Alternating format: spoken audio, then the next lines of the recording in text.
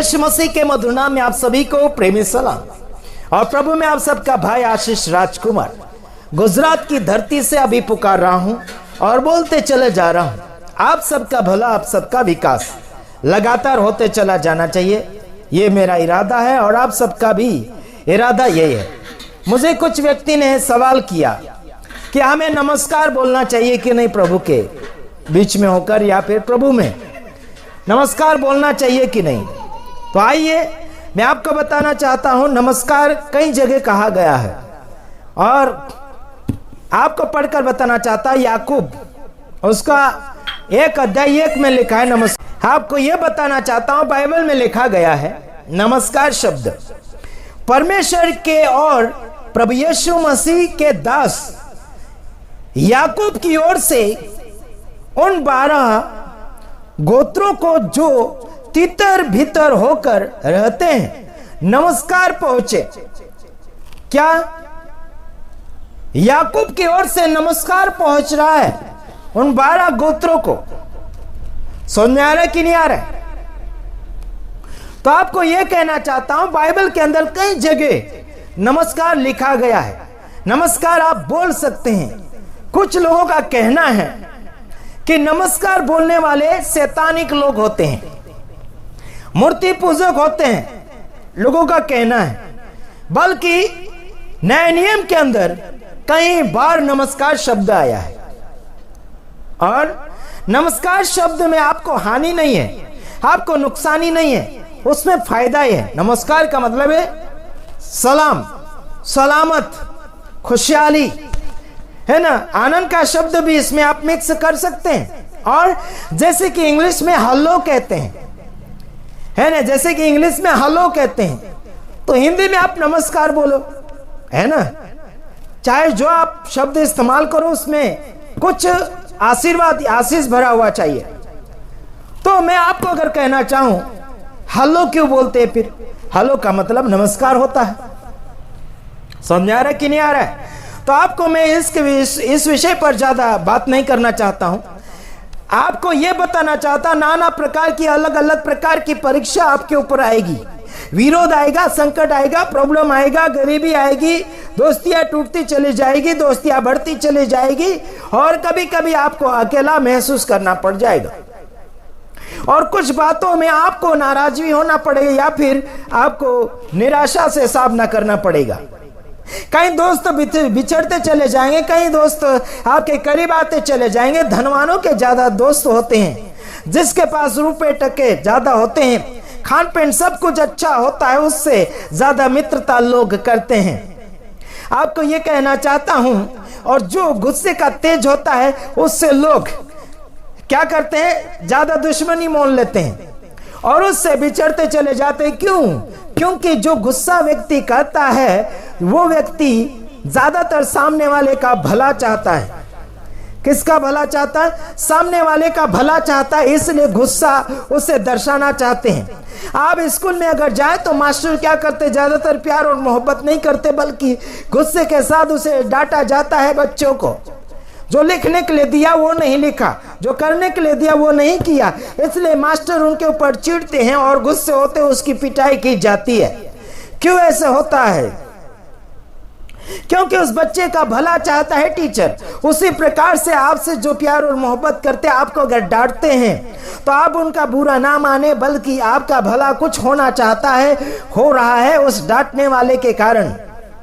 जैसे हम लोगों को डांटते हैं कि आप ये मत करो, वो मत करो, तो कई बार हम डांटते हैं तो उनको लगता है कि आशीष शैतानी के और फिर परमेश्वर का स्वभाव इनके अंदर नहीं है, इनका कहने में आता है, बल्कि और से नहीं बल्कि प्रभु की ओर से डांट रहे हैं।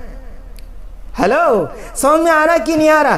कुछ सांसारिक डांट होती है और कुछ आत्मिक रीति से होता है, जो आत्मा में या फिर अच्छाइयों में ले जाने के लिए डांटना पड़ता है। कुछ तो दूरी पाने के लिए या फिर दूर होने के लिए डांटते हैं, दूर होने के लिए झगड़ा करते हैं, बल्कि हम करीब होने के लिए आपको डांटते हैं, करीब लाने के लिए परमेश्वर से आपको मिलाना चाहते हैं, परमेश्वर के अनुग्रह में, सामर्थ्य में आगे बढ़ाना चाहते हैं, इसलिए डांटते भिड़ते हैं। आइए कुछ बातों के साथ आपके सामने बातचीत करना चाहूंगा। याकूब उसका 1 अध्याय उसका 2 वचन में क्या लिखा है? हे मेरे भाइयों, जब तुम नाना प्रकार की परीक्षाओं में पढ़ो। 3 वचन में क्या लिखा? तो इसको पूरे आनंद की बात समझो, यह जानकर कि तुम्हारे परीक्षा के परखे जाने से धीरज उत्पन्न होता है। मतलब तुम्हारे मतलब आपको परखने से, आपकी परीक्षा लेने से आप क्या हो जाते हैं? धीरज रखते हैं। उतवाली नहीं बल्कि धीरज में आप परखे जाओगे। तो क्या लिखा गया? तो इसको पूरे आनंद की बात समझो, यहां जानकर कि तुम्हारे विश्वास के परखे जाने से धीरज उत्पन्न होता है। आपके अंदर, आपके ऊपर परीक्षा हो रही है, कोई प्रॉब्लम आ रहा है, गरीबी आ रही, जो भी बीमारी आ रही, संकट आ रही, तो यहाँ पर आपको पूरे आनंद की बात समझना चाहिए और आप विश्वास में परखे जाने के बाद आपका धीरज उत्पन्न हो जाता है। हेलो, परीक्षा में क्या आपको मिलेगा? धीरज, और आपका आनंद पूरा हो जाएगा। आगे लिखा 4 वचन में, पर धीरज को अपना, यानी कि धीरज को अपना पूरा काम करने दो कि तुम पूरे और सिद्ध हो जाओ और तुम में किसी बात की घटी न रहे। क्या बोला? धीरज को अपना पूरा काम करने दीजिए। बल्कि लोग, इंसान बहुत झड़प मार लेते हैं और बहुत ही, क्या बोलना चाहिए, उतवाली कर लेते हैं। धीरज को अपना काम पूरा नहीं करने देते, बहुत जल्दबाजी कर लेते, इसी में झगड़ा मगड़ा फंस जाता है और दूरियां बढ़ती चली जाती है। आपको क्या लग रहा है? आपको धीरज पूरा होने देना चाहिए और आप हर बातों में सक्सेसफुल होते चले जाओगे और सिद्ध बनते चले जाओगे और तुम्हें किसी बात की कमी घटी ना रहेगी। कब? आपके विश्वास को परखने दीजिए, आपके धीरज को परखने दीजिए, आपके धीरज को सक्सेस होने दीजिए। हाँ, आगे की ओर 6 वचन, पर विश्वास से मांगे और सब कुछ, यानी कि और कुछ संदेह न करें, क्योंकि संदेह करने वाला मनुष्य, यानी संदेह करने वाला समुद्र की लहर के समान है जो हवा से बहती और उछलती है। संदेह करने वाला मतलब शक करने वाला व्यक्ति, होगा या ना होगा। बहुत कुछ शक के जीवन में जी रहे हैं आजकल, और ऐसा शक करने वाला व्यक्ति, संदेह करने वाला व्यक्ति जिसमें विश्वास का कोई नाम और निशानी नहीं है, वो व्यक्ति समुद्र के लहरों के समान हो जाएगा।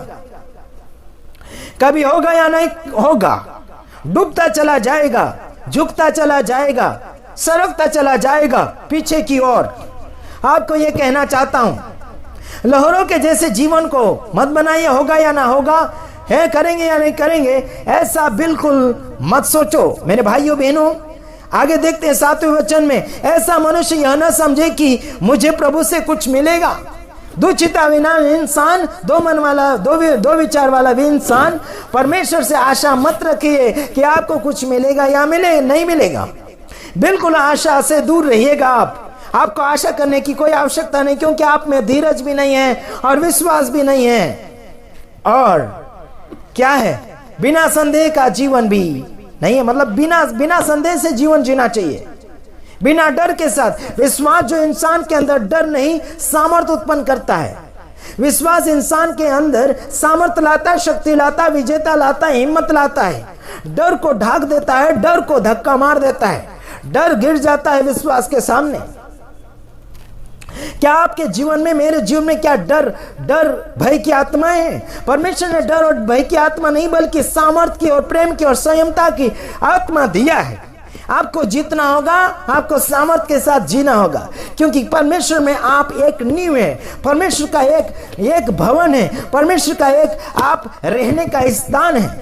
आप सादा सुदा गेरू गेरू नथुलाल नहीं है, आप जिंदगी के बादशाह के घर हो, जिंदगी के बादशाह के घर हो, जिसमें यीशु मसीह आके बैठता और राज्य करता है। आप सादे सूदे नहीं हैं, आप चौकीदार या फिर वॉचमैन नहीं हैं, आप राजपदधारी याजकों का समाज है और राजा के बेटे हैं। आप राज करने वाले हैं।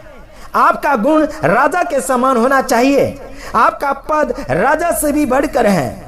आज के और कल के राजा आपके सामने फीके पड़ जाना चाहिए।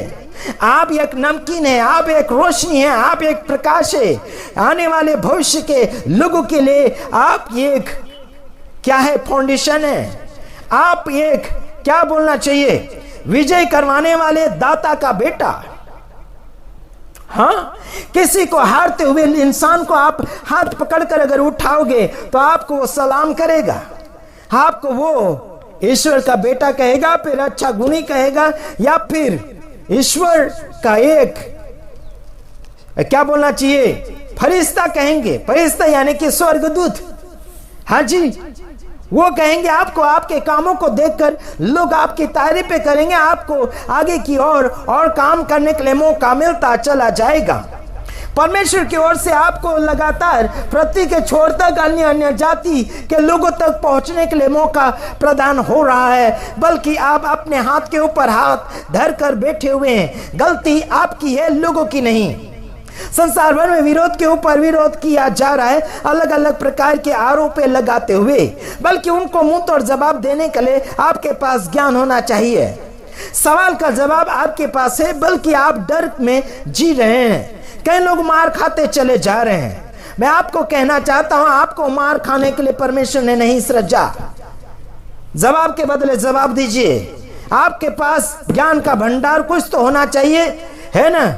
अपनी खुद की तो पूर्ति कीजिए। जगत की अगर आप नहीं कर पाते तो खुद की सेफ्टी के लिए तो अपने पास ज्ञान रखिएगा।